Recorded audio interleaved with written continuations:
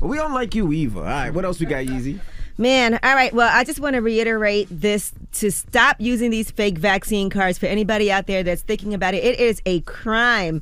They're talking about how many people are traveling and they're trying to go places where vaccinations are mandatory and you can get arrested. It's a real crime. And yeah, you can go to jail for it. Yeah, so I just want to reiterate that. And Evander Kane from the San Jose Sharks, NHL player, has been suspended for 21 games. He had a fake vaccination card. He said he would like to apologize to his teammates, to the San Jose Sharks organization and all Sharks fans for violating the NHL COVID protocols. He said, I made a mistake, one I sincerely regret and take responsibility for. During my suspension, I will continue to participate in counseling to help me make better decisions in the future. When my suspension is over, I plan to return to the ice with great effort, determination, and love for the game of hockey. Well, question, how can they determine that the cards are fake? I was going to say they said it's very easy. They can look at it. I mean, because there is no stamp on it. No, there's no stamp on it. There's nothing on it to say that it's look like my card. I'm looking at my card now. There's nothing on it that would say that's outside that a Brooklyn scammer can't do over. Clearly, it's something though, and you know what? Maybe it's better that they don't tell people, so that's how they keep catching folk. That is true. Well, just remember, it's a crime. So some of them, remember that one woman, she tried to go to Hawaii. She tried to go to Hawaii, and she had Moderna misspelled on her card. And that was an issue. And so it's just different things. It could be misspellings. It could be places that don't exist. So just make sure that you don't do that if you're tempted. Either don't go where you can't go or get vaccinated, one or the other. But you cannot just... And other people have been borrowing cards from other people, so maybe it's someone else's name, and then you don't have the proper ID. So that's another thing that people are doing. If you go out of the country, you got to upload your card to a portal or something, don't you? Yeah, you got to put it on the app. I use the Clear app, but yeah. Yeah, but people to go to restaurants, people try to go to restaurants using someone else's card. Well, they ain't going to arrest you for going to the restaurant now. They could. You can't have a fake vaccination card. All right, now let's talk about a man who was arrested for allegedly sexually assaulting a woman on a train in Philadelphia, in the SEPTA train. So... there were people on the train who witnessed it happening, and nobody called the cops. It was actually a SEPTA employee who boarded the train and saw the assault in progress, and he immediately called 911. And this whole thing could have been prevented if people weren't on there holding up their phones and filming it, and somebody had called the cops. Now, according to what happened, they said, and now the guy who was arrested, Fisson Nagoy, 35 years old, his last... address was at a homeless shelter. He insisted that the encounter with the woman was consensual, but that version of events is false. There's actually footage where you can see that the woman was telling him to get off her, to get away, and pushing him off. And it was going on for nearly 45 minutes that he was trying to touch and grope her before he ended up raping her. And so... according to the woman, she said she had a few beers after work. She got on the wrong train, and she didn't remember much. But she did push him off, and she didn't really remember anything. So she's struggling, you can see in the footage, to get him off of her before being pulled away by before he's pulled away by SEPTA cops. So he later told the investigators that she struck up a conversation with him, and he said it was consensual, but she was saying it was not. And the video footage shows that it was not consensual, and it's disgusting that people were on that train witnessing this go on for 45 minutes with their phones up filming, and nobody did anything. They should be charged. Well, it's more proof that this society has become desensitized to violence and totally detached from reality due to social media. Like, these are years and years of people pulling their phones out to record fights instead of pulling their phones out to call 911. And when you see a bunch of people who would rather record for their social media instead of intervening to help, it really lets you know how so many people have become emotionless robots that are just detached from reality. I thought it was a law, some type of law that if the you Good see Samaritan law? Yeah, the Good Samaritan law, that if you don't help somebody, you can be charged or sent to jail as well. That doesn't exist in Pennsylvania? I'm not sure what the law is there, but I do know he's being held they should be locked at up. Delaware County Prison and $180,000 bail. He has a preliminary hearing scheduled for next Monday, and there are 28,000 cameras on the SEPTA, just so you know. So people are saying that you will be videoed if you do anything on that system that's improper, and you will be caught. And for all of those people, you should be ashamed of yourselves that witnessed this and just held up your camera or did nothing. Yeah, but where does that? You could at least call 911. Yeah, but we've been saying that for years in regards to everything. Like, like, where does that Good Samaritan law exist? Because I haven't seen that in years. I saw it on Seinfeld. That's the only reason I even know about it. Oh, because all I see is a bunch of people pulling out their phones to record, acts of violence for their social media feeds. That could have been somebody's mother, somebody's daughter, somebody's sister, somebody's wife, somebody's girl. That's crazy. Well, All right. that is your front page news. Get it off your chest. 800-585-1051. If you need to vent, hit us up right now. Phone lines are wide open again. 800-585-1051. It's The Breakfast Club. Good morning. The Breakfast Club. Wake up, wake up. Wake your ass. This is your time to get it off your chest. Whether you're mad or blessed, we want to hear from you on The Breakfast Club. Hello, who's this? How you doing? This is Coach Davis from Brooklyn. Good morning, man. Get it off your chest, bro. Why everybody from Brooklyn say Brooklyn so hard? Brooklyn. Because that's what it's called, Brooklyn. That's how you pronounce it. I understand that. That's what it is. Mm-hmm. But listen, I just listened to that story about the young lady in Philly, man, and my heart goes out to her. I'm a teacher in East New York. I try to reach out to my students every day, man, and try to shed some light and some positivity to these young scholars.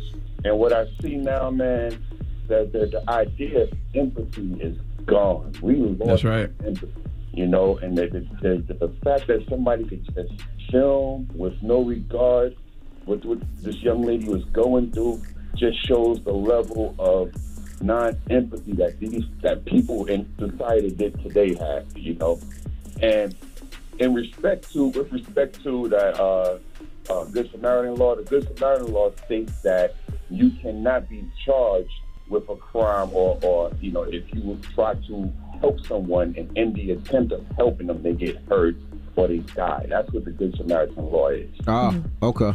Let me ask you a question, brother. How much of a role do you think social media plays in people being desensitized and stuff like that? Listen, come on, man. I'm a 70s baby. I was born in 73. All right. This social media, man, is the devil. You said that in your show, man. Social media is the devil. Real talk. Yeah, man. I want everybody to go watch that episode. Go watch that episode of The God's Honest Truth from last Friday with Tristan Harris and Cal Newport. And you'll see how social media literally caters to your 7 deadly sins. It's like every social media app caters to one or more of the 7 deadly sins. Hello, who's this? It's Anisha from Atlanta. Hey, get it off your chest. Okay, so I'm a 911 operator. I work in Atlanta, so I see and hear a lot of crazy things. I was talking about the Speak Up Good Samaritan law you guys mentioned. Yes, ma'am. I don't think that really exists. Really? When I'm in Atlanta and I have my uniform on, my job is to act. And anything I see, I have to report it. Okay. One instance that I have heard of on the news was the pregnant female, the Caucasian guy that was trying to assault her or being aggressive towards her, and the black male that pulled out the gun and was saying, hey, she's pregnant, watch it. He ended up getting in trouble for that. Right. I remember that. So all of that stuff, all that Good Samaritan law and citizens arrest stuff is BS? Well, yeah, I don't believe that.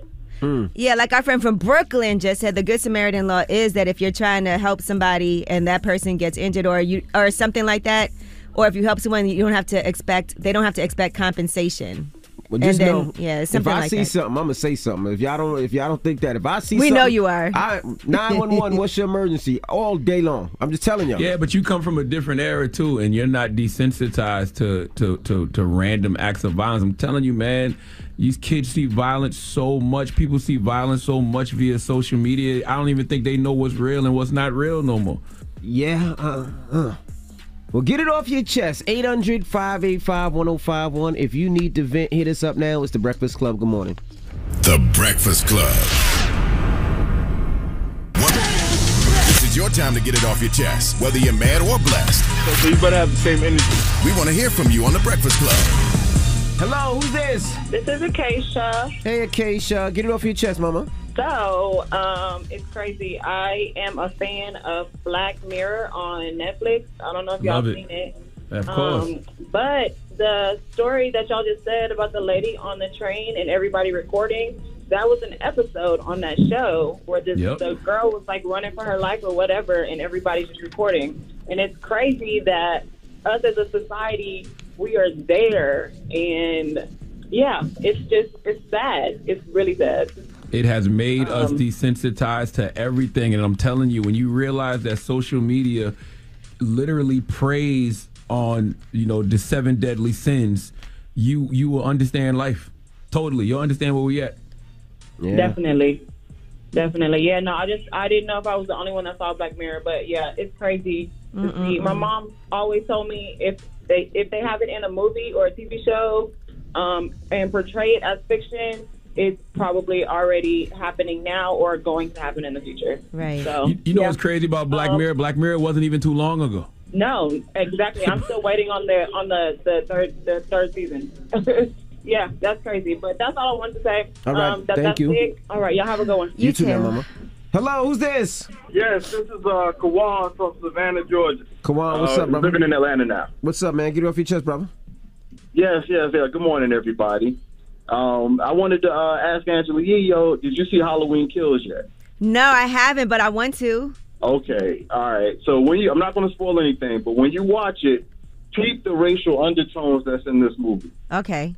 All right. Yeah, I'm going to watch that this weekend. Thank you. Okay, no problem. And I wanted to send a shout out to my podcast, Critical Blue Reviews. I'm going to drop a review today, actually, today and tomorrow. No spoiler today and spoilers tomorrow. Okay. All right, brother. Yes. All right, thank you. I love it. I love this time of year because I love watching some horror movies. Do you go to haunted houses and things like that or no? I haven't in a while, but yes, I have. I take my kids all the time. My kids love it. I hate it. You know what? Ever since I was young, I enjoyed it, but I remember going through it with my dad, and I walked through with my head under his shirt the whole time because I was too scared to look at anything. I went to one in Virginia Beach, and this is when this was maybe about 6-7 years ago. No, longer than that. And they could actually touch you. And I remember they touched my family member, and we ran out of that thing so fast. Yeah, I can't see you doing it. Nah. You probably wet your pants. Nah, but I don't think they could touch you anymore. But they used to be able to grab your leg, grab your arm. Nah, B. People get knocked out for that, too. I wouldn't even want to play that role. But, yeah, that's actually a great date idea. And how they have those, like, haunted hay rides and stuff like that. But you got to go out to, like, the country to be able to really experience it. All right. Well, get it off your chest. 800-585-1051. Now, we got rumors on the way? Yes, and let's talk about Michael B. Jordan and Serena Williams. Find out what they're doing together for HBCUs. All right, we'll get into that next. It's The Breakfast Club. Good morning. The Breakfast Club. It's about time. What's going on? Rumor report. This is the Rumor Report. Talk to him. With Angela Yee on The Breakfast Club.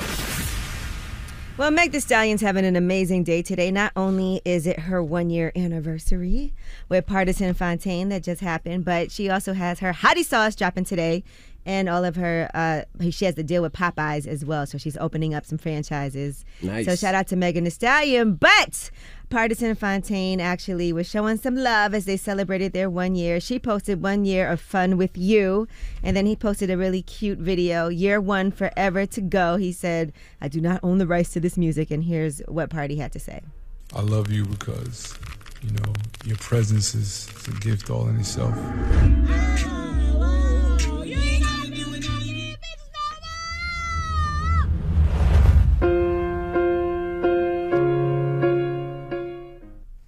And so it was a series of photos and videos of them together. Super cute. Dope. Hey, salute to Party and Megan. Party and love, man. Yeah, so is she. They both she are. Is. Party, just don't forget to put no music out, okay? You can be in love and rap, love and hip-hop. Right? All right, now let's talk about the Wendy Williams show. According to reports, Wendy Williams was blindsided by producers bringing in Leah Remini to take her place for the rest of this week. And so, according to a report, they said she's not thrilled that producers did not check with her before getting Leah Remini on board. They said no one asked for her approval before hiring Leah. They will say they are protecting Wendy and don't want to bother her as she recovers, but it's her name that's above the front door, and she should have been consulted on this. But according to her team, they were consulted, and they said she is focusing on getting better. So there's a lot of different reports going on. We don't know what's true and what's not, but what we do know is that we are praying for Wendy Williams and hoping that she gets it together ASAP. Well, we did know that. Definitely sending her healing energy. We did know that the show was going to continue on. I mean, most of those people don't care necessarily. They care more about the money. Care about keeping that money train continuing on. So we knew that somebody was going to be filling in sooner or later. They got ads. They got ads that, got to be shown. Yeah, I mean, they postponed it several times already, and I'm sure she doesn't want to lose her show. But I would hope that they did, consult with her. Since they didn't. Her name on the marquee, you know what I mean? But it just shows that we don't own our own show. That ain't, even though her name's on the marquee, somebody else owns that. But it is also true that while she's trying to recover, maybe this shouldn't be something that she's even. I understand though this is her life, but it's my show. I would want to know who's filling in. But what for if me. she says no, and I don't want this, I don't want that, and then now we can't even continue, and we have, you got to continue, right? Because you don't want to lose the deal. Angela and Envy, we've been reporting that, she's not in the best health. What if she's just not even in condition to have those conversations? Right, we don't know. That's true. All right, now Michael B. Jordan and Serena Williams have partnered to give HBCU students a chance to win $1 million. So that's going to be exciting for these students, and we love to see it. So executives from Invesco, Serena Ventures, Mac Ventures, 35 Ventures, Cake Ventures, and Harlan Capital Partners will work with the winners in the forthcoming months to help develop their proposals and to support some amazing entrepreneurial talent that they say is thriving at these universities. I love it. Dropping the clues bombs from Michael B. Jordan and Serena Williams. Okay? I love seeing people invest back in the HBCUs. Love it. Mm-hmm.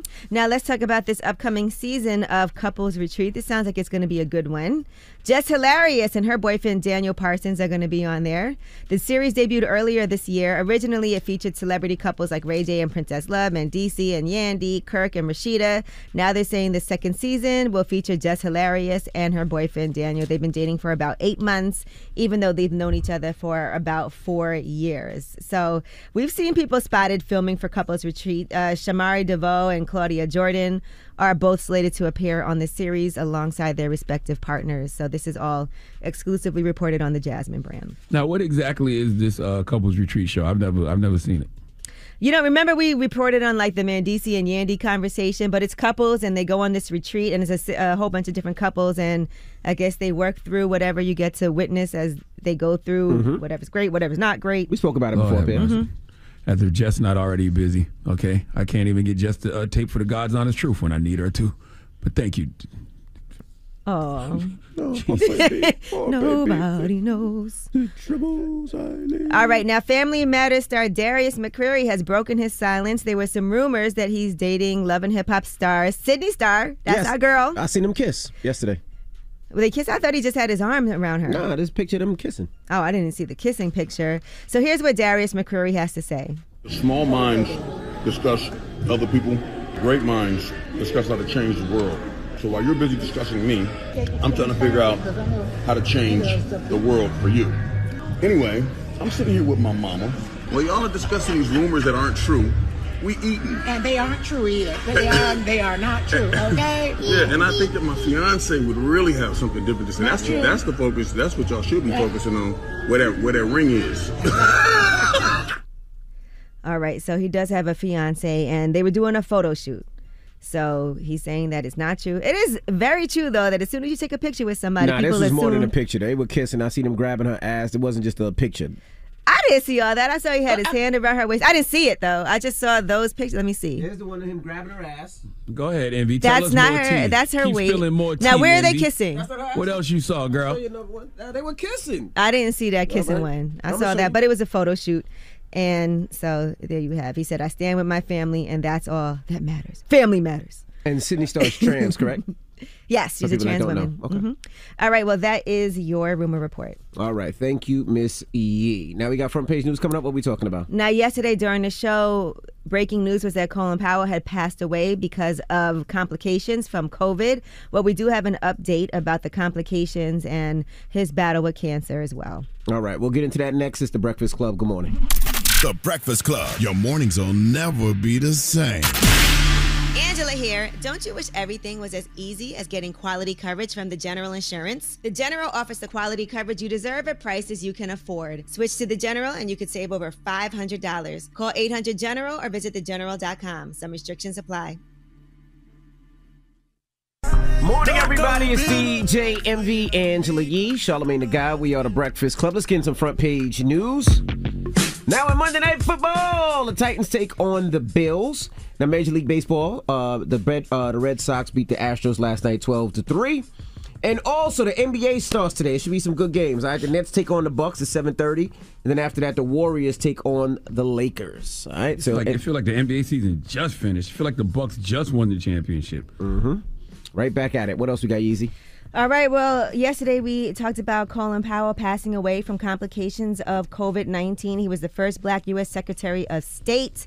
Well, what they are saying is that even though he was fully vaccinated, there is a rare but serious phenomenon that has disproportionately afflicted elderly Americans. Again, he was 84 years old. But in addition to that, he also was battling Parkinson's as well as cancer. He had multiple myeloma, blood cancer, and Parkinson's. So they said with that vaccine, it also is really hard for that to help you with your immune system. So that is part of, I know we discussed this yesterday because we didn't have all the details, but a lot of people, especially I was watching on Fox News, they were talking about how he was fully vaccinated and questioning the vaccine, and it didn't turn into a whole rest in peace to Colin Powell, but rather that type of political conversation.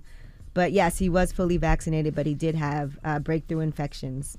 Yeah, but he had underlying conditions too. He had, I can't pronounce it, what's called multiple myeloma. It's a cancer of a type of white blood cell. And Parkinson's. You know? And he had surgery for prostate cancer when he was Secretary of State, and Parkinson's. Yeah, he had underlying health conditions. All right, so just wanted to make sure we give another rest in peace to Colin Powell and send our condolences to his family.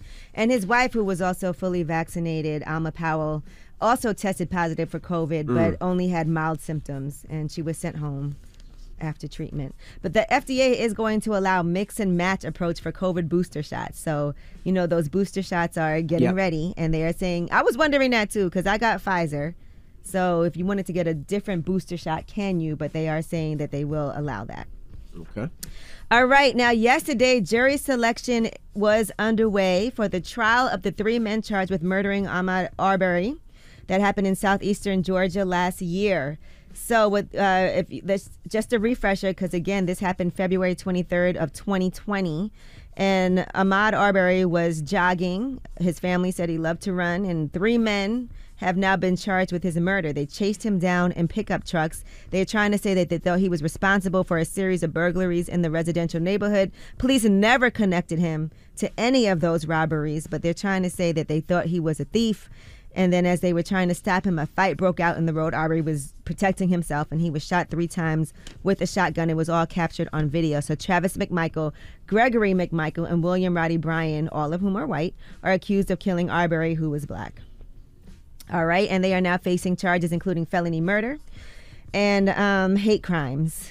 The trial is set to begin in February. And that is your front page news. All right. Thank you, Miss Yee. Now, and one more thing I want to say. I know the holidays are coming up. Amazon is going to hire 150,000 seasonal workers. They're offering a $3,000 signing bonus, by the way.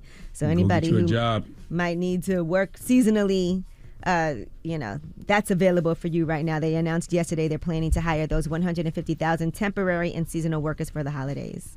Hey, question, do they still have temp services? I used to be registered with a temp service. Yeah, they still have temp services. Absolutely. That's never going anywhere.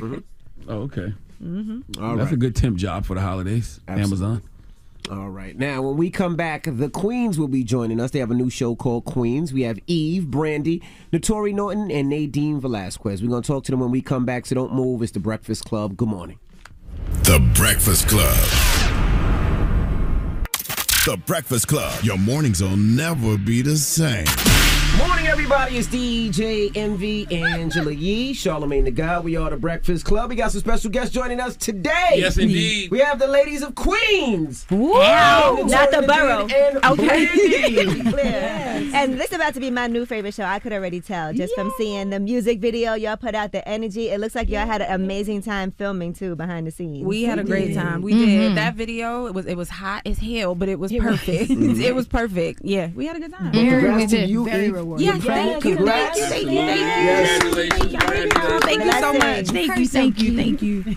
Yes. How's it been so far? It's been great. I mean, these ladies were some of the first people I actually told. Like, literally. Like, so it's been great. And we've been filming through the whole thing. And it's been craving amazing. so far? Nothing that you hot wanted? sauce. All I want is hot sauce. Just hot sauce. Which can't have because then it gave me heartburn, but it tastes so good. So I don't care. And she part of the storyline? Yeah. She loves snacks. No, we didn't. So you'll see as things go on, things get shot differently. Yeah.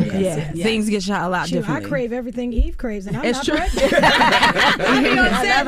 It's snack time. It's snack time. Whatever she's having, we'll have too. Yes, but it's good. How did y'all channel the nasty bitches inside of you? Oh my 'Cause God. that's the name of the group. Well, explain that, G, because I just said it's the name of the group. That's the name of the group. Yeah, but you know what? It's funny. I feel like for me, Brandy and Notori, it might have been slightly easy just because we come from performing background. But for Nadine, who murders it, by the way, Nadine has never performed rap, sang like at all, and she murders it. So I don't know. For us, I feel like it was right. I don't know. For me, I felt like it was an easy transition only because I've played a rapper before. Yeah.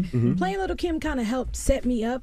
But I also wasn't channeling just that. I was trying to think, how can I separate myself from Tasha? Yeah. You know, from what people saw me in Power, saw me as Little Kim. So for me, I was excited to bring Jill, my character is Jill, hip hop in a different way. Like, I didn't want her to seem what everyone expected. So I think we just had fun with it. But it was more natural, I would say. It was for us. natural. Yeah.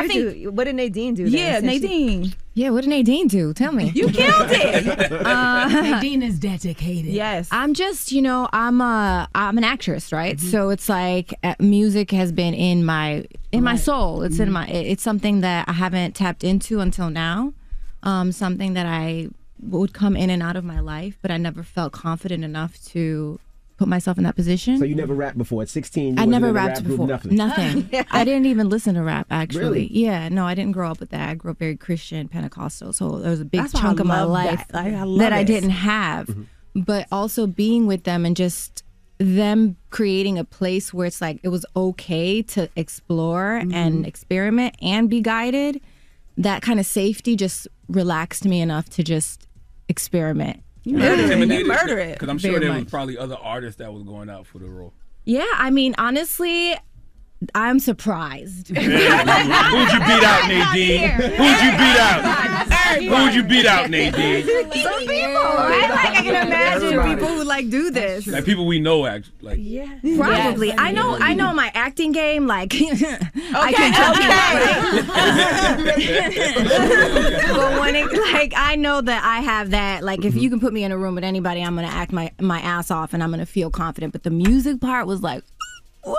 Like, okay, so better PK. Do you have a favorite rapper now from having done this and having to study it? Well, I enjoy Cardi B. I love how free she is, right? Like in her body and just like in her being. And then during the pilot, because a lot of my character has similarities to J-Lo, there's a lot of jokes like she calls me fake J-Lo, her character, there's a few jokes about J-Lo and me thinking I'm J-Lo. So I also watched her because, she was coming up in the 90s. And so I was like watching her style. But Lisa Left Eye was another one that I was, watching as well.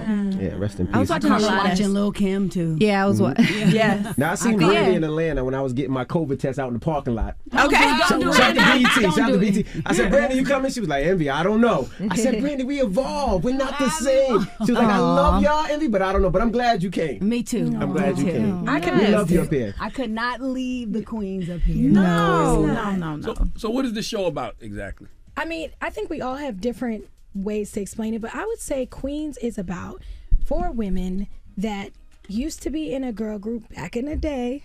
Somebody actually lived that experience. So I relate to this storyline. But it's interesting. These women have lost their sense of self. They've lost their confidence, their swag, their sexiness because they're older. It's like 20 years later. And they have this chance to become a group again because a young artist basically flips their song and takes it and does a remix, and it gives them a second chance. And I think a lot of people, not just women, can connect to the Queen story because it's really about second chances. Yeah. When you really have had a dream and you didn't really get a chance to go hard, and we broke up, kind of a tumultuous breakup, which I've also lived. But it's definitely a story about redemption. Who caused the breakup? But a pecan over these two. two. It was both of y'all. Yeah, true. That's Naomi, true. Brandy's character. Well, my character was not having it. Yeah. Right, other things. Without getting into all the details, but a lot of the things that she did, I wasn't for at all. Well, she was shady as She was shady. She's a hustler. Bleep that out. She hustled her way into the group. Yeah, she started. So we can. So all of y'all have different interpretations of what the show is about? No, I think we all agree with it. I think we all agree with that. I definitely agree with to starting over. I think especially with my character, she is a mother of 5. But she loves her life now. It's just she definitely lost that part of herself, and that's another thing that I'm sure a lot of people can relate to. A lot of women, especially, like, yo, I'm gonna make sure the family's good. I'm gonna make sure my man's good, and then you kind of forget who you are. Once the kids are grown, once your relationship has gone as long as it's gone, who are you then? What are you left with? So.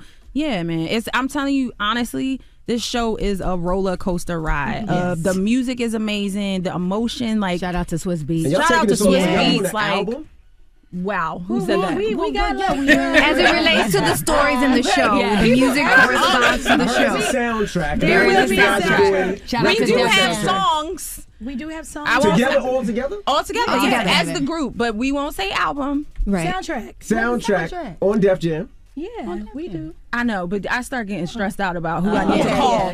We don't want to. I remember when you guys were doing the pilot, right? Yeah. So what was the process from doing the pilot and then it getting picked up, because it wasn't a definite at first, but it seemed like it happened. You know what's quick. crazy? I honestly, during the pilot, I think we all knew it was. We did. Yeah, we were like, this is special. We knew, like, our chemistry together. We kept saying Pentecostal and Christian. Amen. One season of the show, you perfect. The best word in the Get all the Christian upbringing. Hip hop do. Backslid. Shout out to our writer though. To Angela's question though. Yeah. Zahir McGee wrote the show, and Serena Wynn and ABC. Yeah. We knew that they believed in it so much. Then watching, like, when I watched the pilot, I think they sent us a link. I was like, this is about to be huge. Wow, and I've experienced being on a show that has failed, being on a show that succeeded. This felt like, for me, just like the next chapter that I couldn't wait for the fans to see. So it's very different. It's very special. Like, and I love the fact, obviously coming from hip hop as well. We come from that era, but to have a story from a female point of view with hip hop and not just like a male point of view, like, I feel like that's happened so much. Like, it's really nice, and to see sisterhood, for real. Like, we don't compete with each other. Women of color, like, it's a big deal. All right, we have more with the queens when we come back. Eve, Brandy, Notori, and Nadine Velasquez. It's the Breakfast Club. Good morning. Morning, everybody. It's DJ Envy, Angela Yee, Charlamagne the God. We are the Breakfast Club. We're still kicking it with Eve, Brandy, Notori Norton, and Nadine Velasquez. Now, for you two solo artists, Eve and Brandy, looking back at it, would you prefer to be in a group now, seeing how a group... I love these ladies. Yes, but I wouldn't even want to be. Listen, I ain't gonna lie. I love these ladies, and this was an amazing experience, and I'm thankful for this experience. But I would never want to be in a group ever. What about you, Brandy? I would never want to be. Well, I don't mind the group. I love sharing the light, sparkling brighter. Like, I would love to be in a group like this. Like, these women are amazing. I'm inspired by them. They keep me on my toes. If it was a group like this, then yes. But if it ain't, then no. Right. I'm happy with the TV group. Yes. I'm so happy with the TV group. Flashbacks. I was like, wait, what's one of your lines in the show? Play it. When you say please, girl, please.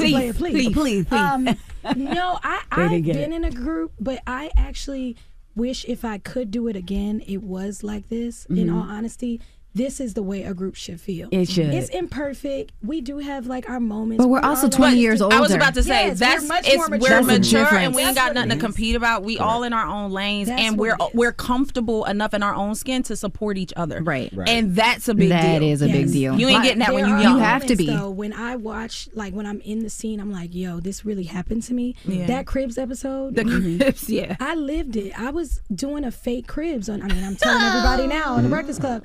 MTV did the Cribs, and like back when 3LW was hot, we had to pretend, but I didn't have a car, I didn't have a house, I didn't have any of those things, but we was So you didn't have a crib? To do MTV Cribs. We did MTV Cribs. So you didn't have a crib to do the crib. We wound up doing an episode very similar to that without giving too much away, where you see how fake we have to project this image, and I literally did that and had to clean the house by 7 o'clock to give it back to the owner. Y'all had to clean the house too, and get out. Y'all had to clean the house. The maids too. We had to clean up all of our stuff. Get a cleaning person. Not I was like, I thought y'all was in there scouring.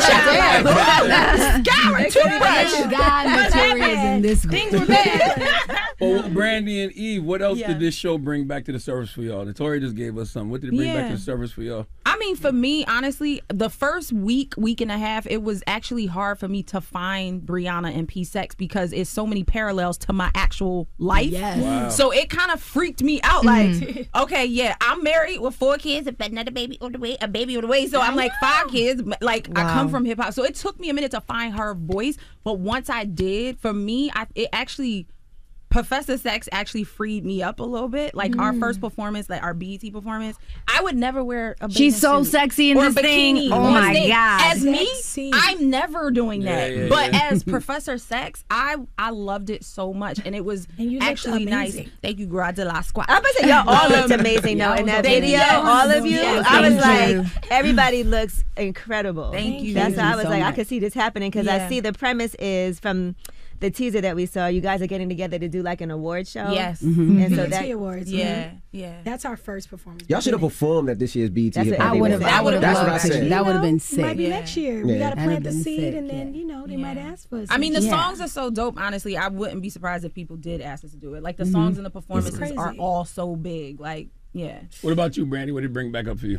Well, my life is so parallel to Naomi Explicit Lyrics' life. Like, I don't know if anybody knows, but I like dibbled and dabbled in rap, back in the day, and nobody wanted to hear me rap because people were so used to me singing. It's all good, but God had another plan to bring about queens, and I just completely related not just to my character but to all the women, and we get a chance to tell like complex stories, and I'm a single mom, so there have been times where I've had to try to balance providing for my daughter and then also spending the quality time with her, and that's what my character Naomi deals with, just trying to prioritize and balance her relationship with her daughter and this newfound success with the women. So and how is that with your daughter? Because you're a great mom. The way you raise your mom, how strong your daughter is. Thank you. Now, how is that, especially with social media, people attacking you and your daughter? So how do you deal with that as a mom? Well, I mean, it's difficult because, I don't want her to run across anything to mess up her mind or anything like that. But my daughter is very strong. I feel like it takes a village, but I definitely feel like I raised her to follow her gut and, not read all the comments, that she's beautiful with or without people's validation. And I think that she really gets that now. She's 19, so she definitely has more to go and, more growing to do and more confidence to build. But I see her singing your songs over. She can sing. And she is beautiful. And you went viral for your raps too. And people was like, they love it. I love the way Brandy raps. They love it. The way you talk to Cameron and JD, because I think you could be a rapper. Like, the way you talk to them, I'm like, Brandy was a rap in her past. Well, Evie was telling me, yo, you sound like Nas. You need to go more into your Nas sound. And so from there, she was, getting the stamp from Fav. It's like, okay, whatever. You ain't need no damn stamp. I needed it from you. You my top 5. I had needed it. I needed it. Okay? Because without Eve, none of us would be rapping in this group. She stamps it. Yeah. Tori, what's going on with the solo album now? Too, because I know you've been working on that. And they always inspire me. I actually played like some of my songs in the trailer for like Brandy, Eve, and Nadine. We lost it. And they're like, "Girl, put it out." Yeah. Please, I feel like now that obviously Queens is taking a lot of my time. I've turned into a rapper again, but I still definitely am singing. We're working with Troy Taylor, actually, who's vocally coaching us as well.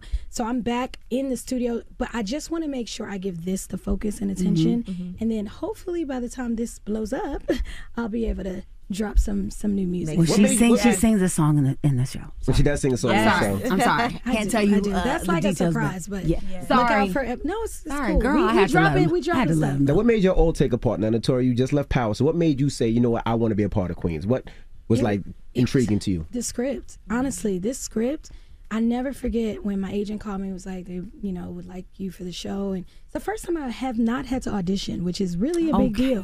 For a black actress in Hollywood. Let me tell you how hard it is to get a straight offer to be on network TV. Is that because of the success of Power? They don't do that. After Power. Okay, that was because of the success of Power, though. Because of, yes, I presume, I hope. But I was just so excited because I read the script and I was like, oh my gosh. It's a black man who's writing it. We have a great team behind us. Tim Story, who's directed tons of stuff. You know, Tim Story is like legendary. Sabrina Wynn from ABC Signature. We have so many dope people that I said yes because it's different from my character. I did not want people to typecast me into being the wife of a drug dealer for the rest of my career. I'll be the drug dealer next time. Widow of a drug dealer. The widow of a drug dealer because they done killed my baby. Shout out to Omari Hardwick. I still love you, boo. YouTube say he coming back though, but that's another story. They always want the ghost to come back, but hey. Anyway, well, child, we got an attorney. Okay, I just said yes because I believed in it, and I knew that when I heard Eve, and then they said Brandy, because we talked when we both got our offers, and I was like, oh, and then meeting Nadine, I just knew it would be special, so I was excited to start something new. Now, what about you, Eve? For me, I gotta be honest. When I first heard the premise, I was like, "This could go real bad. Like, this could be real bad. It could be corny. It could be super corny. I'm not gonna lie, real life. But then I spoke to Zaire. I spoke to Zaire McGee and Sabrina when we did a Zoom, and the way Zaire explained to me what it was and what he wanted and the authenticity of what he wanted, I was like, okay, cool. Read the script and fell in love. And I was like, actually, this is gonna be really special because for me it wasn't just about the music. It was about what are the women, who are the women, and how deep can we get with them, their relationship, but also in their lives. Like if we're going 20 years later, like it can't be us just really trying to claw back and just do music. It needs to be about who we are as women. And it's the scripts are amazing. So yeah. And Brandy? Yeah. Same, you know, I met with Zaire McGee and I met with Sabrina, and we just hit it off. And when I got the script, I was like, oh my God, sometimes it's hard for me to just read scripts all the way through. Sometimes I skip over to the part that I'm supposed to play. That's bad. Let me just read my little lines. But it was a page turner, and I felt so many emotions. Like I cried, I laughed, everything. I could relate to every character. And then of course, music being my first love, I'm like, oh my God, I get to sing and rap. This is amazing. So, and then for it to be about women empowerment and, you know, friendships coming back together through music, it was just unbelievable. And it's so parallel to my life, like to get, you know, the second chance to, you know, be all that you're supposed to be. I just think that was such a great message, and I'm here. All right, we got more with the queens. Eve, Notori, Brandy, and Nadine. When we come back, don't move. It's the Breakfast Club. Good morning. Envy, Angela Yee, Charlamagne the Guy. We are the Breakfast Club. We're still kicking it with the queens. We have Notori, Eve, Brandy, and Nadine Velasquez. Now, Yee? Now, I can imagine there's a lot of guest appearances on a show like this. So, you already saw Camera on. Yes. Who are some people? Fabio.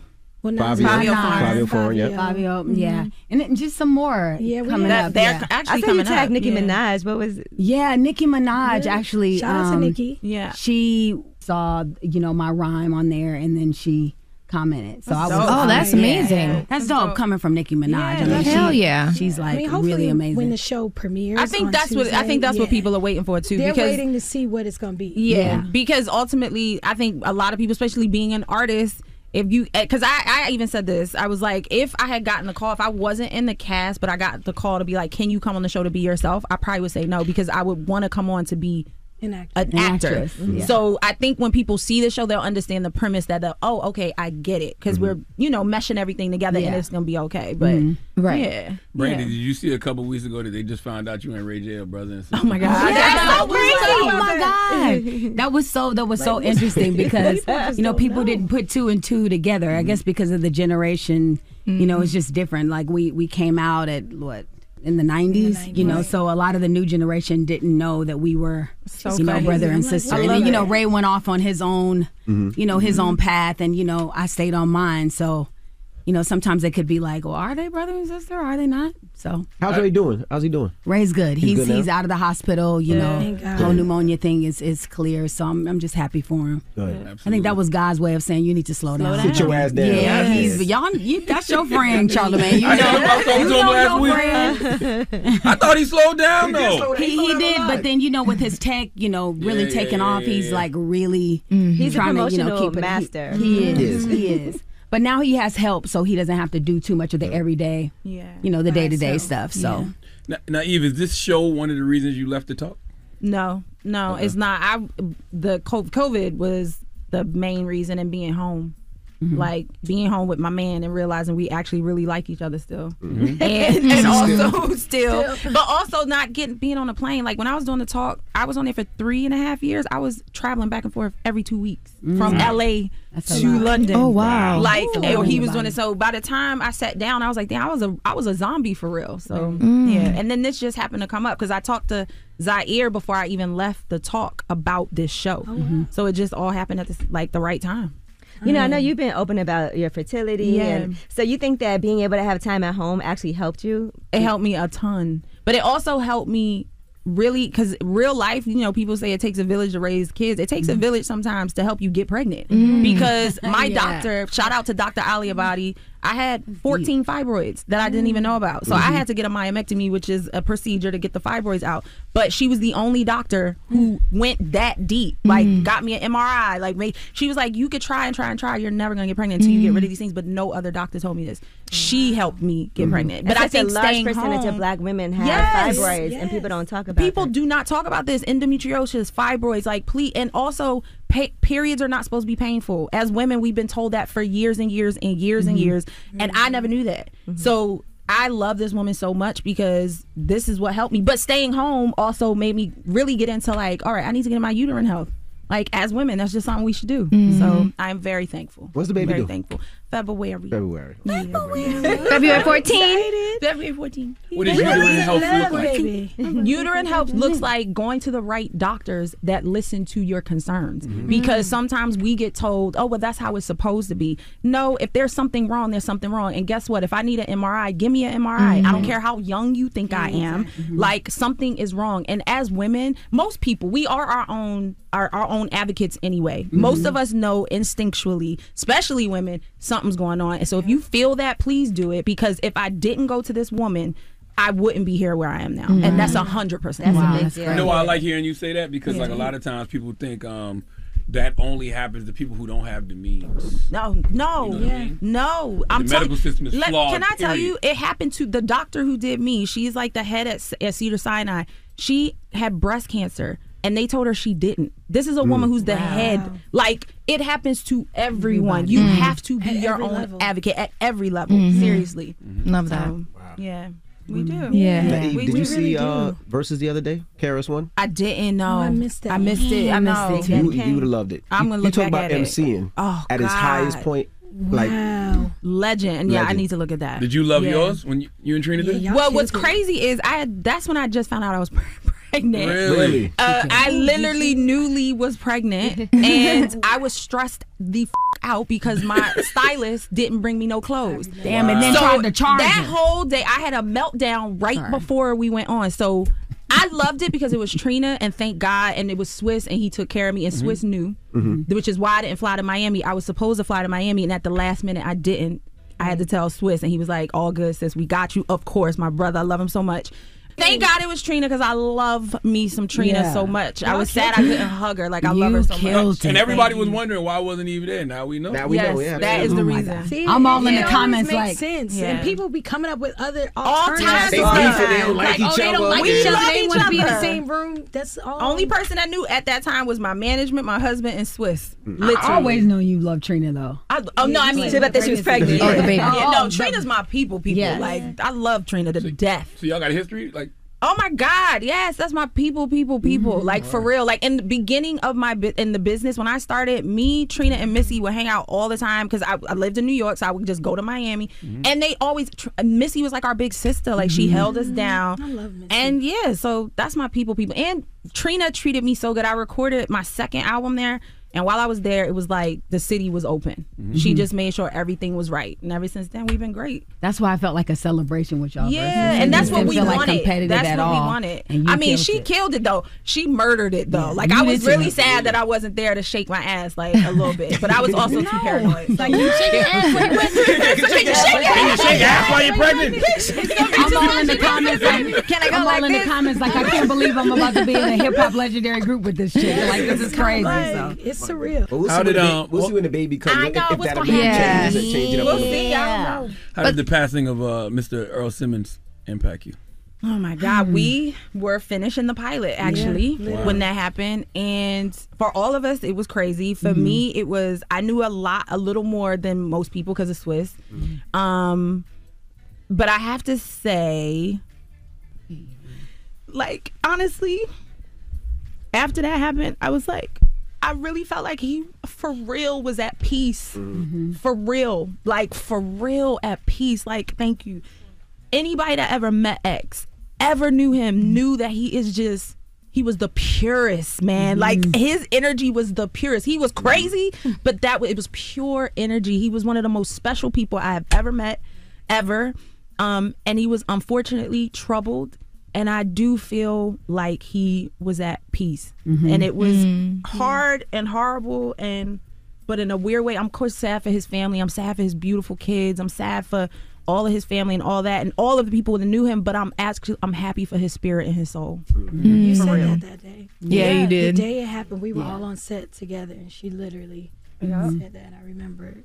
Like, he's at peace. He's at peace. May he rest.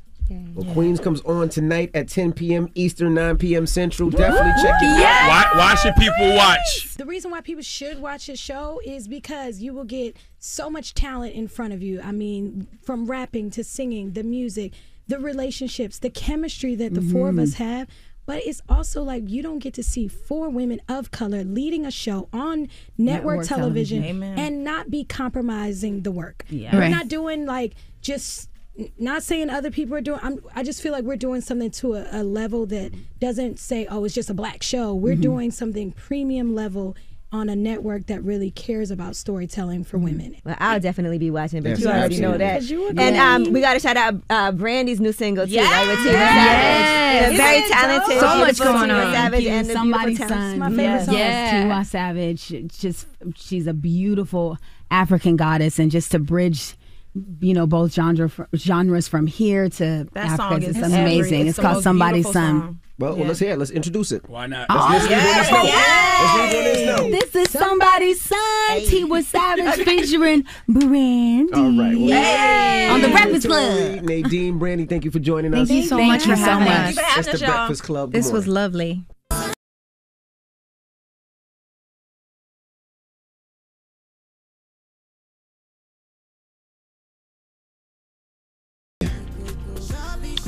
That was new music from Brandy. Morning, everybody. It's DJ NV, Angela Yee, Charlamagne the Guy. We are the Breakfast Club. Also, make sure you shout out Tiwa Savage on that song too. Tiwa Savage as well. Son.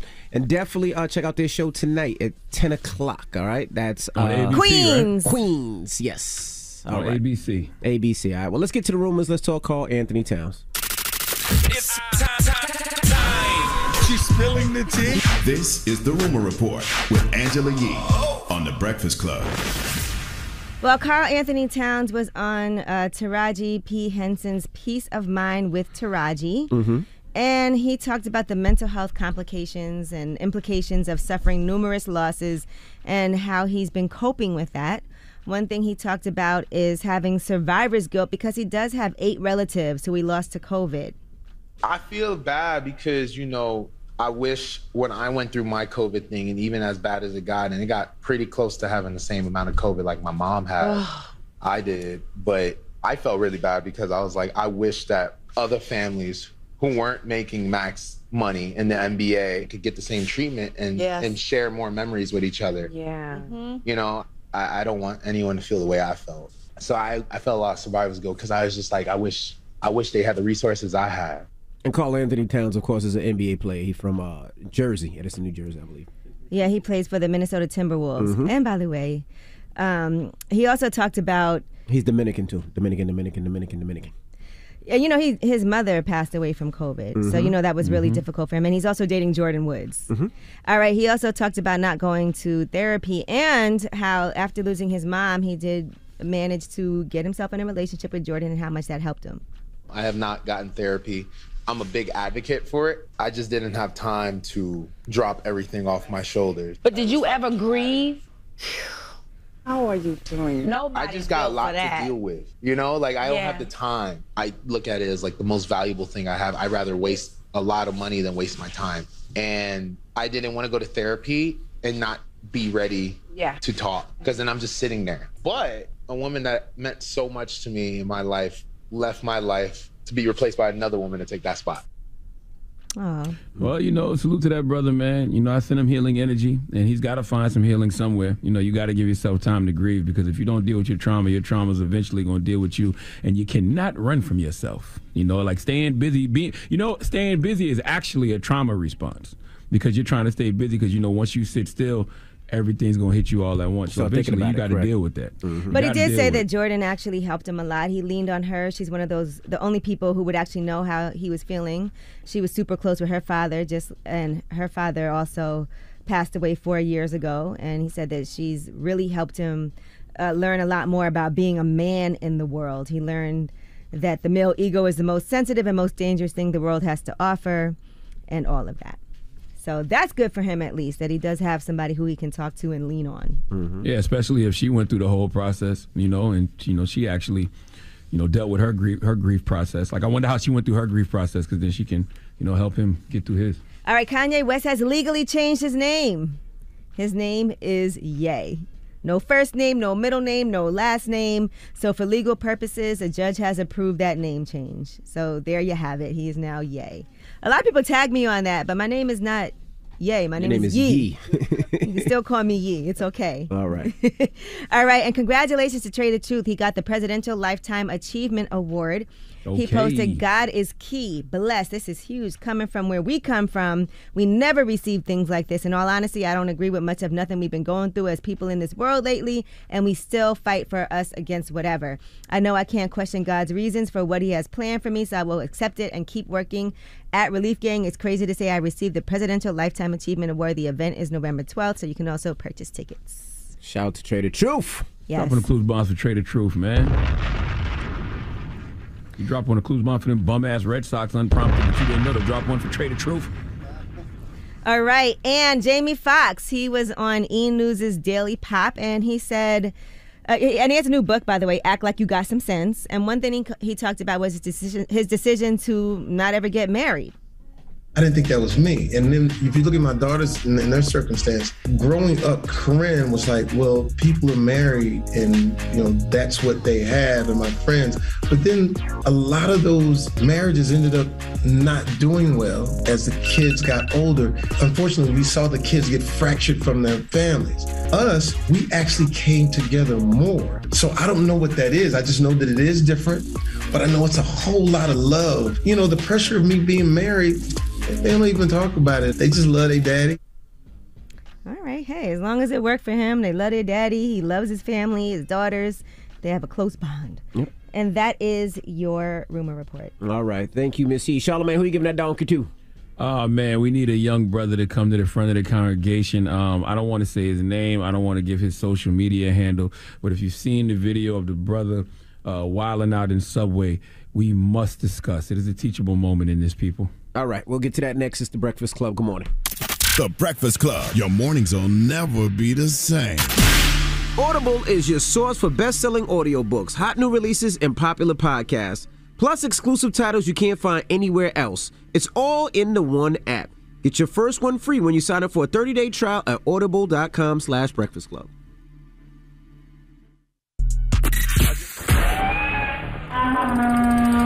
It's time for Donkey of the Day. Donkeys of the Day, ask Charlamagne. I'm a Democrat, so being Donkey of the Day is a little bit of a mixed blessing. So like a donkey. Hee-haw. Okay. Donkey of the Day. The Breakfast Club, bitches. Now, I've been called a lot in my 23 years, but Donkey of the Day is a new one.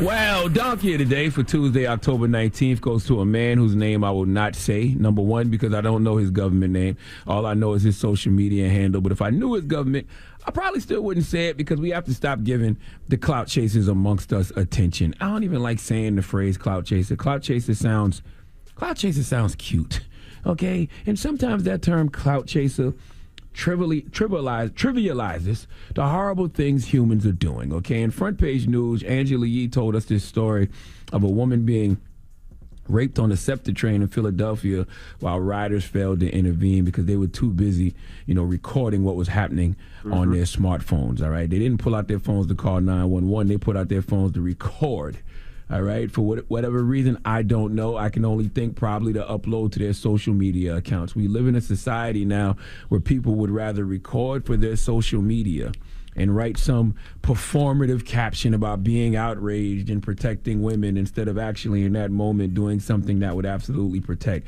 said woman. All right, the story in Philly and the story I'm about to tell you is more proof that this society has become desensitized to violence and also totally detached from reality due to social media. This brother is totally detached from reality. Now, yesterday or maybe this weekend, there was a video of a brother working in Subway. Salute to Subway. Drop on the clues bombs for Subway, okay? I don't know about y'all, but Subway has brought me a lot of joy in my life. I know, their tuna is not really tuna. It's a mixture of various concoctions, but I will not sit here and act like that foot-long tuna sandwich on wheat or white with a dab of ranch, pickles, and tomatoes isn't hitting. All right, drop on the clues bombs for Subway again, damn it. All right, sidebar. Just a question. If you don't agree with the COVID vaccine because you don't know what's in it, how do you rationalize eating Subway tuna?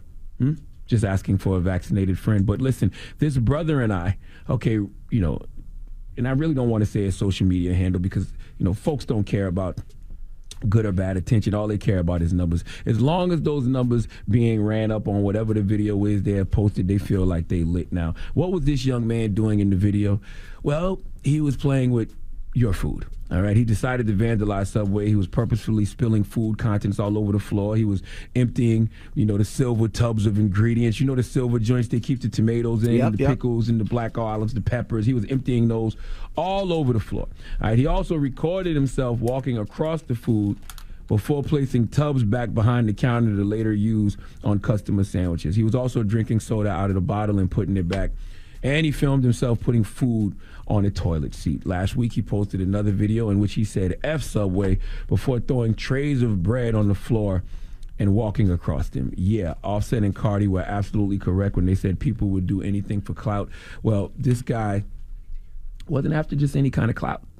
He wanted something specific. In fact, he did this because he wanted a record deal. I can't make this kind of stuff up. Listen to this, brother. Red. All this Subway all of this Subway bro. At Meek Mill, man. Let him know. I'm trying to sign the Dream Chasers, bro.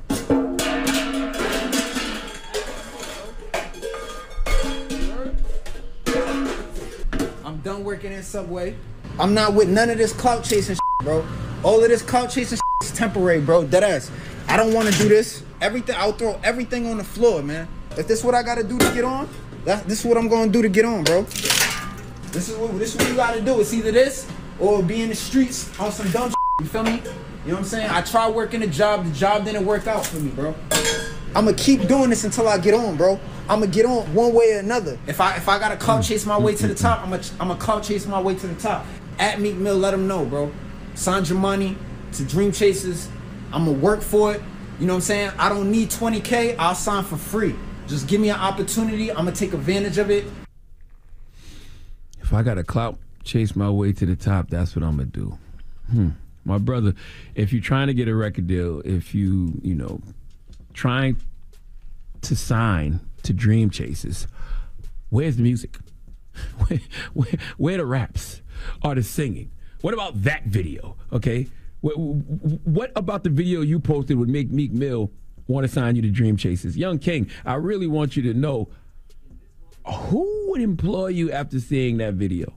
I just want you to ask yourself that question. Don't get it confused. Signing the Dream Chasers would be a job, okay? Your dream job, clearly, but a job nonetheless. But why would anyone employ you when they see how you act at your places of employment? See, what you do with a little is exactly what you will do with a lot.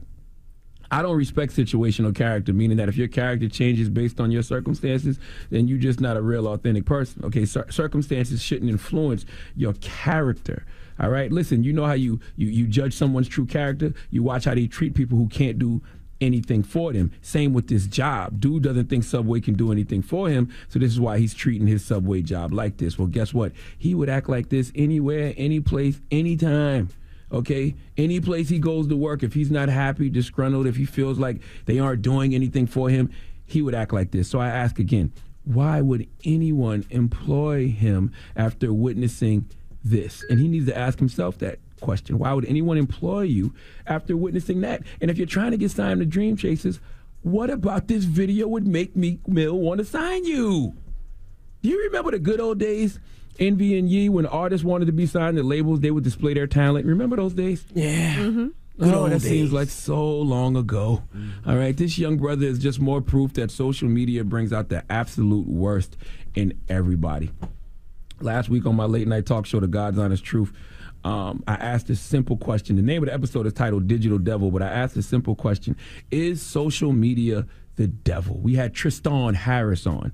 He's from Netflix, The Social Dilemma, and host of Your Undivided Attention podcast. He used to work at Google. I asked him, is social media the devil? When you think of people just standing on a train, pulling out their phone to record someone, you know, getting sexually assaulted, and you see this young brother tearing up Subway because he wants a record deal with Dream Chasers, that's a valid question. Let's listen to Tristan's response. This don't feel sustainable, man. That's not it, Red. It's the other one. Simple question. Is social media the devil? You're not wrong. I think that it preys on the worst of human nature and vulnerabilities. In fact, people don't know this, but the founder of LinkedIn said that every successful social media app preys on one or more of the 7 deadly sins. It's like the Exxon of the human vices, right? It pumps up our wrath, our anger, our jealousy, our voyeurism, our comparison, because those are the things that work at getting human attention. I thank God that I grew up in an era before social media.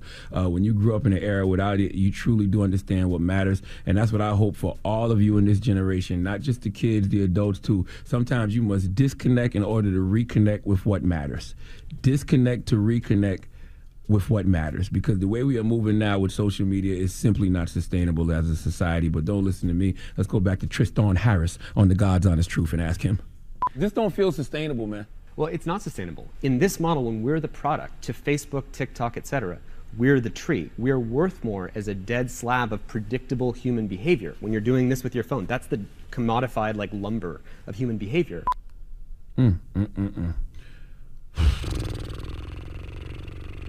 Disconnect in order to reconnect with what matters. Please give that young brother in Subway the biggest hee-haw. I'm telling you, man. Disconnect in order to reconnect with what matters. And if you missed that episode of The God's Honest Truth last week, go watch it on demand or stream it on Paramount Plus. And remember, we on every Friday night at 10 p.m. on Comedy Central. Okay? A lot of good information in that Digital Devil episode that we need, because we are creating an era of emotionless, empathyless algorithms presenting as humans. All right. Thank you, Charlamagne. Envy, what are you doing? I was connected. What you on social media? I was on social media, my bad. All right. Thank you for that donkey today, sir. Now, when we come back, 800-585-1051, we're talking Jamie Foxx. Now, Jamie Foxx recently said this about marriage in an interview. I didn't think that was me. And then if you look at my daughters and their circumstance, growing up, Corinne was like, well, people are married and, you know, that's what they have, and my friends. But then a lot of those marriages ended up not doing well as the kids got older. Unfortunately, we saw the kids get fractured from their families. Us, we actually came together more. So I don't know what that is. I just know that it is different, but I know it's a whole lot of love. You know, the pressure of me being married, they don't even talk about it. They just love their daddy. All right, let's open up the phone lines. 800-585-1051. If you haven't got married yet, why? If you don't want to get married, why? Let's talk about it, right? 800-585-1051. If you agree with Jamie Foxx, call us now. It's The Breakfast Club. Good morning. Pull out your phone. Call in right now. You call me. Add your opinion to The Breakfast Club topic. Break it down. 800-585-1051. The Breakfast Club. It's topic time.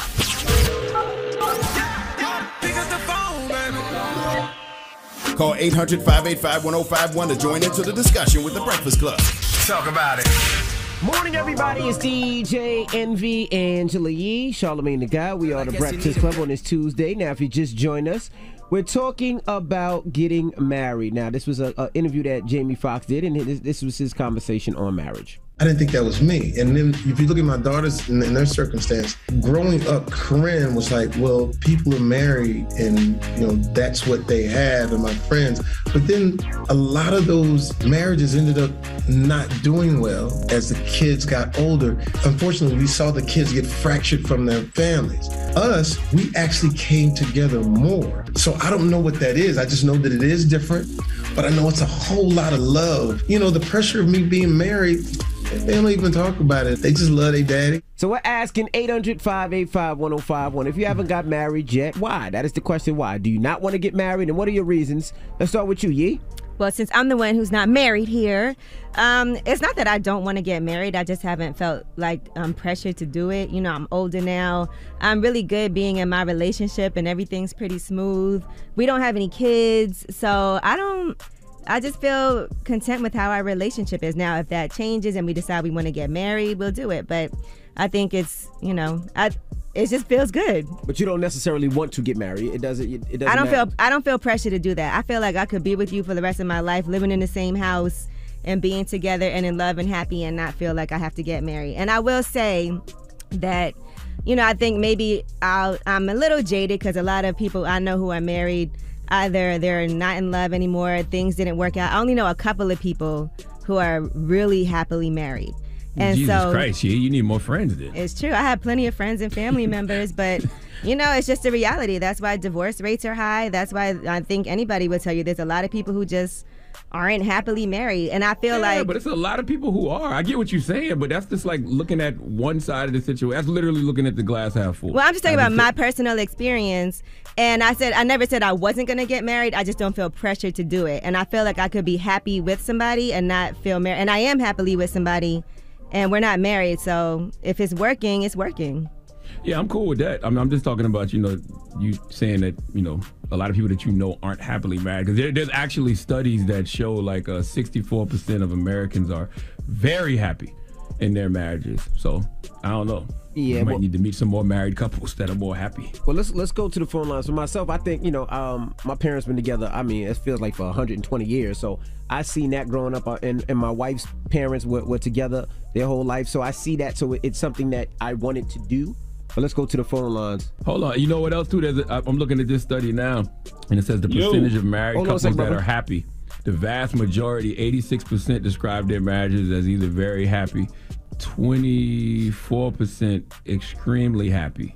But I also saw 50% of all marriages, almost 50% will end in divorce or separation in the U.S. Okay, Yee. All right, I'm just saying, if you look at the numbers, so then let's say that's 50%. Right. So then you're dealing with that 50% that's still left, right? Yes, but we could do that with anything in life. Like you can always look at the bad side of things. But I'm not saying that I wouldn't. I'm just saying I don't feel pressure. All right, well let's go to the phone lines. Hello, who's this? Good morning, it's Mike. Mike, what's up, bro? What's up, DJ Envy? How you doing, man? Good morning. Good. Talk to us, brother, about marriage. First of all, I want to say good morning to everyone. Charlamagne, man, I need to give you a special shout out, bro. Like, I never met you. I probably won't get to meet you, but I want to let you know, man, your energy and how you changed over these couple of years, man, I didn't like you at first, and I could be man enough to say that. I thought you was arrogant. The whole ego of what everybody thought about you was just that image that it looked like on the outside, but once you got to know you and listen to you, man, you're one of my favorite people, bro. So now you want to marry him? Don't let it. Angela Yee's a hater. Don't listen to her. Hey, King. Thank you, King. I appreciate you, my brother. Thank you for that. Let me get this out real quick because I got to get to work. All right, so I've been with my girl 18 years, man. 18 years. We're not married. But here's the thing. Everyone around us in our culture, it never worked out. And I'll just say that on both ends. Her family and my family, it never worked out. People of our, kind of just, didn't go the right way. And so we wanted to take a different route. So we stayed together. Mind you, we've been together since we were 15. I'm 34 now. So in these 8 years, I feel like the love that we have for each other is so raw and so real. A piece of paper could never define the true meaning of our love. Even though we know we're very spiritual people, and I would tell you the only reason why we ever wanted to get married was because of God. Mm-hmm. It wasn't because of the tie. It wasn't because this is politically what you're supposed to do. And I will tell you, I don't think we'll ever get married for the simple fact that I believe truly in my heart that if you get married, sometimes it changes the dynamic of your love because of what society has made marriage to be. Is she okay with not being married also? The women, the prenup, the whole idea of gold digging, the whole idea of someone taking half of, everything from you. And I feel like real love is not defined by any of that. So it's like I don't ever want my love to be in the same category. I love the mystique and the uniqueness of how people know that I've been with the same woman 18 years, and a ring, a wedding, a title, none of that defines our love. Like, our love grows stronger every year, and that's how it's supposed to be. And so that's just my take on that. And is she okay with that also, that arrangement? She's very okay with it. Okay, that's all that matters. That's what I'm telling you. This is something that we both agree, and it works for us. It won't work for everyone, but if you have to, the seed in that in order for you to really be happy, someone has to put a ring on your finger or put a title to your name, I don't think that's real, because 99% of those marriages, and I'm just saying it on some real stuff, it won't last. I don't know about 99%. Numbers from? Yeah, you can't say that. The ones where people are doing it just for the name and the title, that's not real to me. Okay, thank you, brother. 800-585-1051. We're talking marriage. This came from a conversation or interview that Jamie Foxx had, where he says, he's not necessarily wanting to get married. And he gave the reasons why. So we're asking, are you not married, and what are the reasons? Let's talk about it. It's the Breakfast Club. Good morning.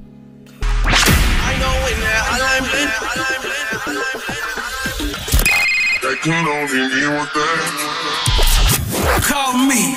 Add your opinion to the Breakfast Club topic. Come on. 800-585-1051. Morning, everybody. It's DJ Envy, Angela Yee, Charlamagne the Guy. We are the Breakfast Club. Now, if you just joined us, we're talking about marriage. Now, this conversation comes from Jamie Foxx. All right, let's listen. I didn't think that was me. And then if you look at my daughters in their circumstance, growing up, Corinne was like, well, people are married and, that's what they have, and my friends. But then a lot of those marriages ended up not doing well as the kids got older. Unfortunately, we saw the kids get fractured from their families. Us, we actually came together more. So I don't know what that is. I just know that it is different. But I know it's a whole lot of love. The pressure of me being married, they don't even talk about it. They just love their daddy. And that was on E! News Daily Pop. Right. So we're talking marriage this morning. If you're not going to get married, or you don't want to get married, we want to know the reasons why. Now, we got a guy on the line who's been married before. Now he says he'll never get married again. Hello, who's this? Yo, this is Smalls from Grand Rapids, Michigan. Talk to us, bro. So I got married when I was younger. I was about maybe 19, 20. Me and my wife, we've been together for a very long time. We got 4 beautiful children together. But marriage don't mean nothing. She divorced me after I messed up. We got back together, thinking that was it. I got my family back. Nah, that wasn't it. We broke up again. Well, what'd you do to mess up, sir? I didn't mess up this time. She was just so done. No, you said you messed up and she left. What'd you do? In the past, I cheated. All right. So she had trust issues. She probably couldn't get over those. Don't act like y'all just divorced for no reason. No, we divorced then, but we got back together, and we was together about 2 years, and we were trying to make it work. I was doing the best I ever done in my life. Mm-hmm. But that trauma just was, it just keeps eating at her, and she just couldn't be with me no more. So now we split up, but I'm still working at it, Marriage don't mean nothing, I don't feel like. Okay. Well, you messed up, so you Well, he said he'll just never do it again. Trust. Yeah, he said he'll never do it again. Hello, who's this? It's El Pucho from North Carolina. El Pucho something from North Carolina. Go ahead, talk to us. North Carolina. What's up, brother? What's going on with you? Talk to us. All right, I don't really see the marriage thing, you know what I'm saying? I feel like if you, from 26 to 34, y'all still good. Y'all good. Like that old school love is out the window now, man. Everybody, social media done made perfect look easy. So, you got women in the hood that want Birkin bags. You got these dudes at all these discount malls. They ain't got nothing. Everybody come with intentions. You know what I'm saying? Look at Brittany Renner. Look what she did. That don't motivate me to want to go find a woman. Yeah, but you can't pick out one woman and say they all like that. Right. You can't do that. I like what you said, though. Social media that made perfect look easy. I like that, though. Social media that made perfect look easy. These women, if you don't got your stuff all the way together, I don't want you like that. What you got going on together? Where you at? Oh, I'm over here in my mama's house, but you need to have this and that. Man, it's you damn if you do, damn if you don't. He said he at his mama house. Candace, good morning, Candace. Good morning. Now, you say you never get married? No, I don't think I'm ever going to get married. Why? Talk to us. Unfortunately, in our generation, people don't grow with your change. They either get jealous, get distant, they fall in love with who you were at that moment. They don't fall in love with the new you. And how did you come to that conclusion? My own relationship. So you were married, or you were about to? No. I was never married. Okay. This my own relationships experience, my parents, my grandparents. It's just like a repetitive cycle. It's either you're settling or you're going to grow with their change. So can you see yourself very with rare. Can you see yourself with somebody but not married, but just with somebody forever? Yeah, I can see that. Okay. But eventually, we're going to grow, and we're either going to stay together, he's going to get a new partner, I'm going to get a new partner, we're going to tolerate that. That's why I think open marriages really work. Okay, that's a whole nother issue. All right, I feel you. She's not trying to be with you forever either. Exactly. All right, well, thank you. So what's the moral of the story? I mean, I think you really just have to do whatever works for you when it comes to relationships. She just said open marriage is what she can see for herself in the future. Some people are saying, we've been together 18 years and we're not ever going to get married, but we're happy that way. Some people feel like marriage is the best thing for them, but nobody should judge what anybody else is doing based on their experience. I agree. Different strokes for different folks. If you want to get married, more power to you. If you don't want to get married, more power to you. If you're happily married, more power to you. If you were married and don't want to get married ever again, more power to you. But don't use the excuse that marriages don't work anyway, so I'll never get married, because you could literally say that about everything you're doing in life. You open a business, well, guess what? The business may not work. You start a diet, you may not stick to it. So whatever you do is your thing. That's all. So you're saying don't try it, don't knock it till you try it. I'm not saying that. I'm saying I'm saying different strokes for different folks. Different I'm strokes just for saying different don't folks. knock. Okay. I'm just saying don't knock it, period. What were you just proposing to him, MB? Nothing. I'm just literally saying don't knock it, period, because you would not do that with anything else in your life. You don't start something and say, you know what, I'm not going to do that because I saw it not work over here. Like, no. All right. Well, we got rumors on the way, Yee? Yes, and let's talk about Kim Kardashian. She has bought the LA home from Kanye West amidst their divorce, and we'll tell you how much she paid for it. She bought it from Ye? Yep. Had to be for like $1. We'll talk about it next. It's The Breakfast Club. Good morning. The Breakfast Club. Listen up. This just in. All the gossip. The Rumor Report. Gossip. With Angela Yee. It's the Rumor Report. The Breakfast Club. Well, amidst Kim Kardashian and Kanye's divorce, she is getting the house in Hidden Hills, California. How much is she paying? $23 million.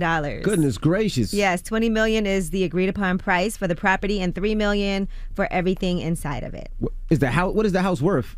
Is it worth 23? Is it worth more than that? He's selling it to. Well, they purchased the house in 2014 for $20 million, and then they worked with an architect to create an all-white interior for the space. So I'm sure it's probably, I would think, worth more than that. But since that's what they paid for it, I wonder how that works, because they're both billionaires, right? Right. So it's nothing to her. So why even give him the $20 million? That's where his kids and everybody stay. I wonder why. By the way, when we say they're both billionaires, I mean that's their net worth. We don't know what they have in liquid, but just saying. We just know that's what she's paying for it. Now, speaking of the Kardashians, and she probably didn't pay the whole $23 million too. I mean, that's the other thing, right? What do you mean? No, when they first bought it, you mean they split it?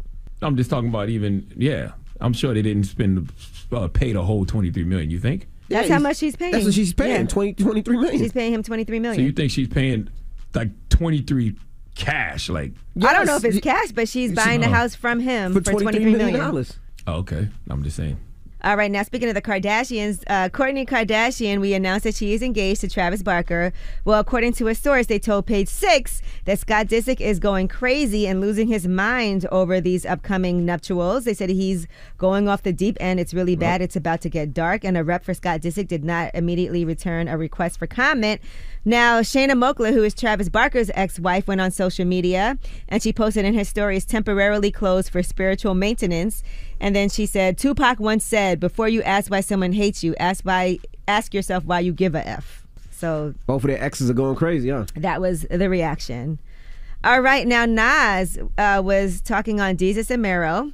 And one thing that he talked about was DMX making him cry while they were filming Belly together. Here's what he said. Even working on the film, man. We cried, man. Like just in the mid, we was at the tunnel outside doing a scene, and I was like, "You feel that, bro? You know what's happening?" And he was like, "Yeah." And he started talking to me, and he started crying, and I'm crying, and but we like, he's talking with that, and I'm like, this man, his energy is something else, man. Wow. Well, DMX had that effect on people. That brother was anointed, man. I said it when he was alive. I keep saying it when he's gone. All right, now Judge Judy's bailiff, we discussed this, Petrie Hawkins Bird.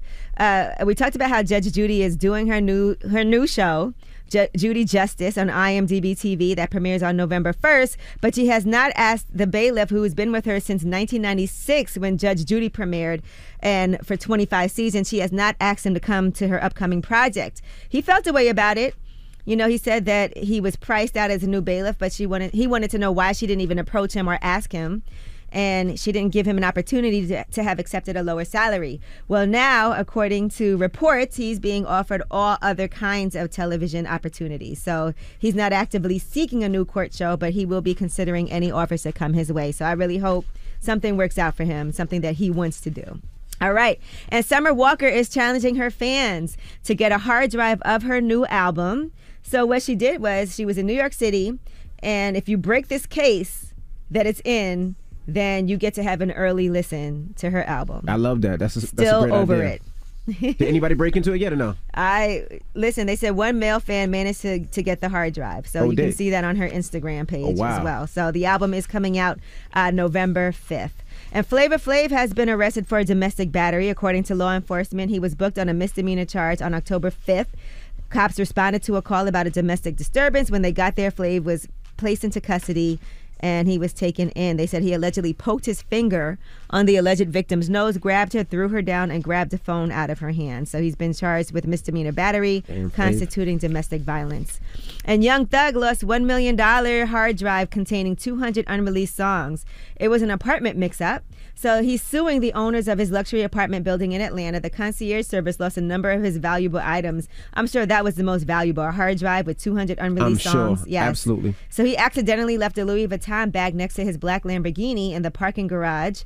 The bag had $40,000 cash, a watch worth $57,000, a diamond chain worth $37,000, and that hard drive. So the bag was retrieved by a fellow resident. It was handed to members of the concierge team at his building. They contacted him to let him know they found his bag, and apparently they released the bag to an unknown person and didn't even contact them. So now he's suing. Oh, so they just gave the bag to somebody else and didn't even get it. Oh, man, yep. They're responsible for that one. That is your rumor report. All right. Thank you, Miss Yee. All right. Now, shout out to Revolt. We'll see you guys tomorrow. Everybody else, the People's Choice Mix is up next. Get your request in. And it's The Breakfast Club. Good morning. The Breakfast Club. Your mornings will never be the same. Our audible pick of the day is Call Us What We Carry by Amanda Gorman. It's the breakout collection from the youngest poet in history to read at a presidential inauguration, and it's an instant classic. Sign up for a free 30-day Audible trial at audible.com/Breakfast Club.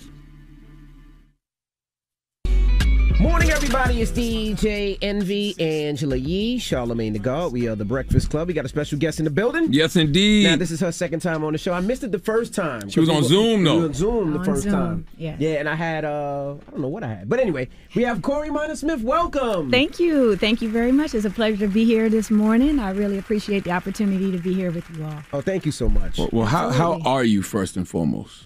I'm still like adrenaline pumping from Sunday. That was just a spectacular event. And last night I got to see Tina Turner. So it was just a lot of exciting things that were happening, but especially excited about that expo and just bringing so many people an introduction to mental health and others elevating their knowledge about mental health. Thank you for being a part of it. I'm so happy that Absolutely. you could speak on the Black Women's Mental Health panel. Yes, it was an absolute pleasure to be on with such dynamic women. Dr. Rita Walker, Dr. Yes. Alfie Noble, Tracy Jenkins was on that panel. Right, and Dr. Charlamagne Jackson. Yes. Yes. Yep. So how did you get into talking about mental health, dealing with mental health, and trying to break down and help people? Actually, I was thrown into it. 13, 14 years old, just trying to figure out and understand the behaviors that my mother was exhibiting. all I could describe it at that time as a 13-year-old, 14-year-old is that it was weird. I just could not comprehend what was going on. What was weird? What was going on? Things that she would say. A lot of paranoia. You know, it could be a small hole in the wall from a nail. When you hang up pictures, and she thought that microphones were in there, and people from the church were listening to her, and the pastor talked about her. Just a lot of paranoia. But one day she just talked nonstop, and I mean literally just was talking nonstop, talking to people who weren't there. Then she had these ideas of grandiose, if you will, like thinking that she could heal, had miraculous powers. And I didn't know what to do. So I called a relative. My relative came over, was not able to get her to stop talking. So we took her to the emergency room. And I just want to pause there with the emergency room situation because a lot of us don't have medical insurance. And so the emergency room is our medical treatment. And that's where she was first diagnosed. With what? She was diagnosed with manic depression, paranoid schizophrenia. Where does it come from? And the reason I ask that is because a lot of people, you don't really notice it until they get to a certain age. You know, like, you know, maybe, you know, your mom was 40 years old and from, you know, 0 to 40, she was fine. And then all of a sudden at 41, something triggered and it started. Absolutely. Do we know where it comes from? Right. And I just want to put my disclaimer out. I'm a lawyer and not a doctor. But from my research, you know, between the ages of like 17, 23, anyone could potentially start exhibiting symptoms of severe mental illness, right? And schizophrenia specifically is described in thirds. Like 1/3 can have one bout of symptoms and never experience them again. The second third, where I believe my mother is, they could be in and out of mental institutions, on and off the streets, just on and off treatment, and that will be their life for the rest of their lives. And then the third of people are people we may see any day in any city USA on the streets, living on the streets, undiagnosed, or maybe they're diagnosed but untreated and eventually may die by their own hands or the hands of others. So it's a very scary situation, but at the same time, any one of us can be impacted with mental health conditions. But as far as severe mental illness, it could be a traumatic brain injury. Tiffany Haddish talks about her mother being in a car accident, and after that, she started exhibiting symptoms of mental illness. So really, I just encourage people to not wait till you're in a crisis, not wait till you can't handle it by yourself, but to make it a regular part of your everyday, every year at least, physical exams, that you also do a mental health assessment. It doesn't mean that anything is wrong, but you don't want to wait till something is wrong to get help. Can we talk about, you know, the impact that, you know, dealing with somebody that you love who has a mental illness, the impact that has on the family? Because I've been noticing that the past year, and that's why we did a breakout room at the Mental Health Expo for, you know, people who have people in their family who have schizophrenia, bipolar, whatever, and the what it does to their mental health. Right. That's a great distinction, for example, because we can talk about self-care all day long, but self-care is not really addressing severe mental illness because those are severe mind-altering behaviors, dealing with delusions and hallucinations. Anonagnosia, that's when a person doesn't even have the insight that they're sick. Not denial, they lack insight to even know that they're sick. So as far as those who are caregivers, loved ones, you really have to implement self-care. You really have to implement boundaries. And that's something that I had to learn along the way. And seeking help before we were in crisis.